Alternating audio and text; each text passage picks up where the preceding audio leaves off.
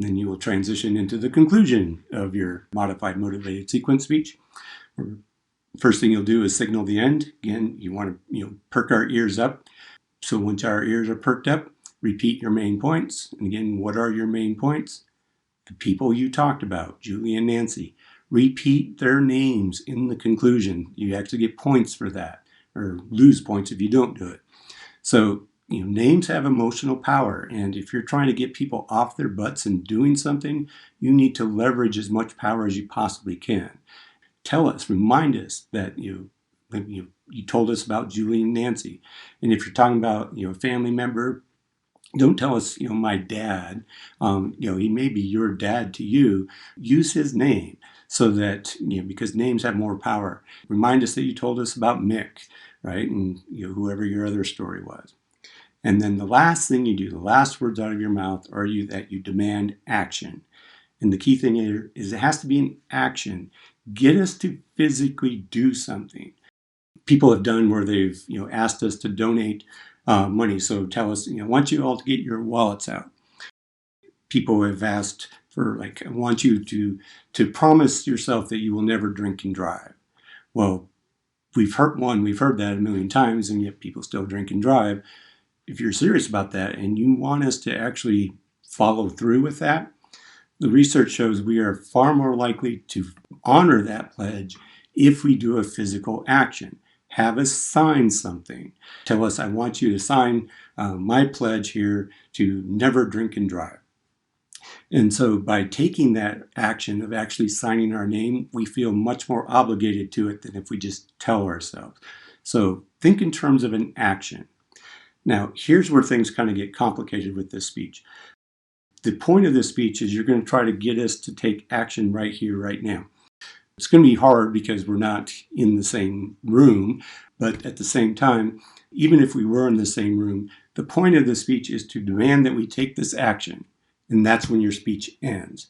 You don't actually have to expect us to take the action, so let's be clear on that.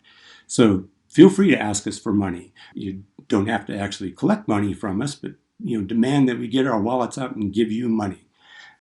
People in the past have actually passed around a hat and collected money, and that's fine. Again, we'll be doing this remotely, so feel free to pass the hat around to whoever in the room with you. But the idea here is demand the action, and that's when your speech would end. So you feel free to ask for whatever action that you want. And be creative with this. For example, let's say you really are passionate about donating blood. So you could tell us there's a bloodmobile outside right now waiting for us to all donate blood. So your action would be, I want you all to follow me. Let's go. And your demand would be, follow me. We're going to go outside and we're all going to donate blood. It doesn't matter that there is no bloodmobile outside. Point is, you can set it up however you want to set it up. Tell us that there is a bloodmobile outside. Demand that we take action. And that's when your speech would end. So make sure you're demanding some sort of action, and you've got lots of latitude with the action that you really want us to take, because we'll be creative with it and we'll go with whatever you say. And the key thing here is that it has to be something we can do right here, right now. If you're trying to get us to donate blood, and you say, so next time you see a bloodmobile, I want you all to volunteer to walk in there and donate blood. The chances are that the people who will walk in and donate blood are only going to be the people who would have walked in and donated blood anyway. The whole point of a speech like this is you're trying to get us to take action right here, right now. You're working up our emotions, ramping up, getting us all, emotional, and then demanding that we take action right here, right now, and asking us to blindly follow you. And we will blindly follow you if you do it correctly. But if you ask us to do something down the road, it's probably not going to happen. Prime example of this, one of the best examples of this speech I ever saw until the end, was I had a woman who was coming back to school, and her before story was her own story. And she talked about how when she was in high school, she came running down the stairs, and her mom was like, oh, hi, dear. I made you breakfast. Sit down. And she's like, can't, Mom, got to go. Bye. Grabbed her backpack and ran out the door. And so as she's telling the story, She's sitting in class in high school, and she gets called out of her classroom and is told that her mother was in a car accident and had died.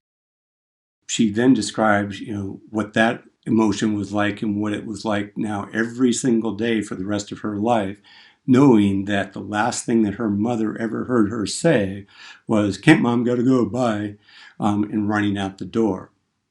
Her after story was a friend of hers who lost her mother to breast cancer. And so she told the story of her friend, and her friend talked to her mom every day on the phone. Last thing she always says is, "I love you, Mom." And then she described how she was there when her mother actually passed away. And, she's described the scene. She's sitting there holding her mother's hand, and she's just, "I love you, Mom. I love you, Mom. I love you, Mom." And so the last thing that her mother ever heard in her life before she passed away was, "I love you, Mom."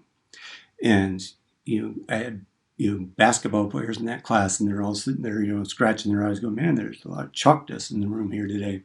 I mean, she had us in the palm of her hand.